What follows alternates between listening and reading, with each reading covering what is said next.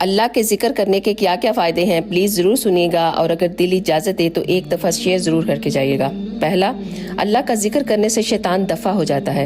Number 2, दिल से फ़िक्र और गम दूर हो जाता है। नंबर 3, आपके बदन और दिल को अल्लाह सुब्हान व तआला क़ुव्वत अता करता है। नंबर 4, आपके दिल और चेहरे को मुनव्वर कर देता है। नंबर 5, अल्लाह का जिक्र रिज़्क़ को खींच कर लाता है।